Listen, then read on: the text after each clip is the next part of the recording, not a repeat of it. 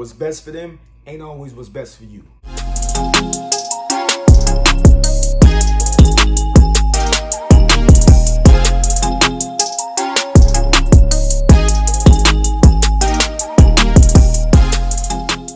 Before we get into this video, y'all know what to do. Leave a like on this video, hit the subscribe button, also hit that notification bell wherever it's at so y'all can get the notification whenever your boy drops a video. Also follow your boy on all the social media handles, Instagram, Twitter, Facebook. Also check out your boy on the Super Energetic Podcast every Wednesday morning. I will leave the links to all the socials and the links for the podcast, whether you do it via Apple, Spotify, Google Podcasts, Overcast, Radio Public. There's a whole bunch of podcasts or streaming apps out there.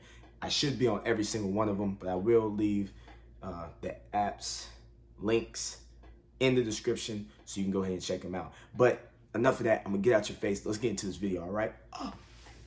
But depression and anxiety, low self-esteem, insecurities, especially in people around my age, you know, teens, early 20s, maybe even late 20s going into the 30s. There's a whole bunch of people in the world that are battling with depression, anxiety, low self-esteem, insecurities. And I think the forefront of that, like the reason why, is because they're focusing on other people's expectations and what's gonna be best for that other person as opposed to what's best for themselves. Now, people that just said, they're focusing on what's best for that person as opposed to what's best for them. They're doing what makes them happy as opposed to what makes themselves happy. And I know some of you are watching this, you think I'm getting at, like, oh, you know, making other people happy is a bad thing. No, it's not.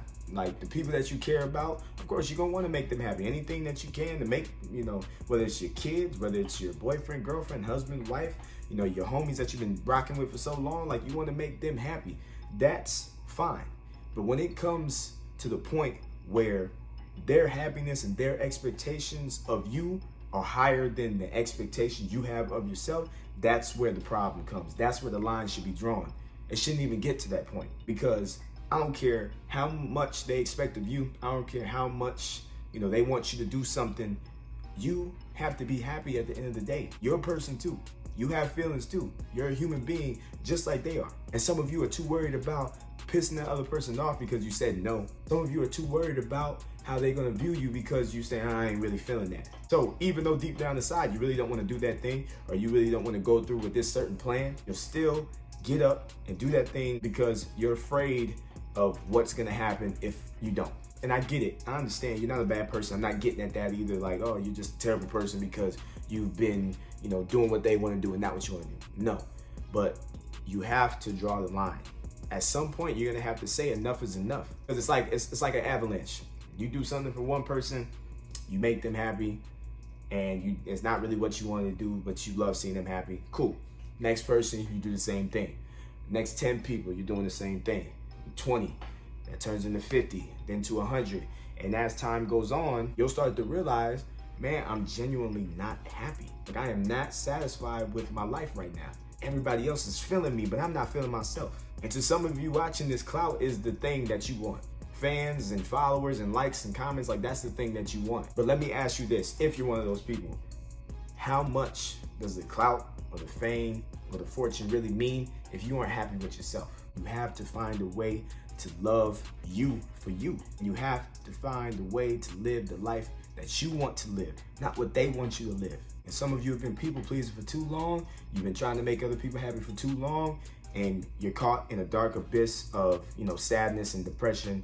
And I want to help you get out of it. And I want to give you a couple strategies that I use, because I battle with depression and anxiety and suicidal thoughts myself, just because I was trying to please everybody else, trying to do everything for everybody, just to find out, like, man, that still wasn't enough. Because I'm here to tell y'all this: no matter how hard you try to be somebody else, no matter how hard you try to do things for other people, there's always going to be that not enough factor.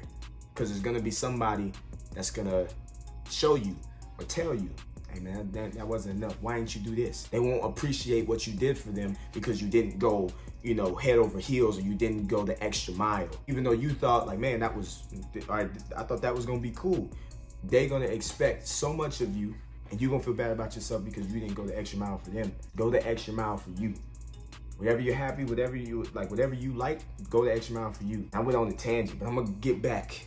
Because let's talk about those 3 things that I did that kind of helped with, you know, my depression and anxiety and basically my confidence in myself. Number 1, I spoke positive things. Told myself every morning that I was all that in a bag of chips, that I could hang with the best of them, and that my life meant something. And that's not on no cocky stuff. That's just building that confidence within me. I was too busy trying to look for someone else to put that confidence in me. And then I realized that I was like, oh snap, this is on me. Like, I have to do this. So that's what I did. Number 2, I focused on things that made me happy. I didn't do what everybody else did. I wasn't at the parties. I wasn't at the functions. I'm not into that. What I'm into, you know, working out. I'm into doing what I'm doing right now, motivating and inspiring, making videos like this. I'm into, you know, video games. I'm into, you know, a little bit of everything. But partying and, you know, things like that, that's on occasion. I wasn't into doing it every day, doing it every weekend. I wasn't into it. I was into, you know, bettering myself. So I focused on that. Number 3, smile. You know, some of you walk around and you got frowns on your face all the time. And I know you're going through something. I know you're upset, but try smiling one time. You do it that one day, try it the next day, smile again. And then come back to this video and comment and tell me that you didn't get a little better. You didn't feel, you know, slightly happier. Not saying that you'll go from, you know, depressed all the way to, you know, living life to the fullest. No, that's not reality. It takes time. Especially the longer you've been in that slump, it's gonna take time for you to get out. But you have to start with the small steps. So I think it's so big and bring it to the smallest thing. Focus on the things that you can control. Smile, focus on the things that make you happy. Speak positive things about yourself. Because your life means something, and you're all that in a bag of chips. And you are unique, and you mean something. No matter what anybody else tells you or how they treat you, you mean something. But it's one thing for me to tell you that.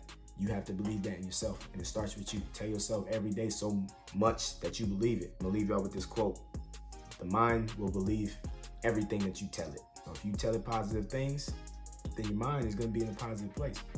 But if all you focus on is those negative things, without question, your life and your mind is gonna be in a negative place. Let's go ahead and get after it. Y'all have a super fantastic day, all right?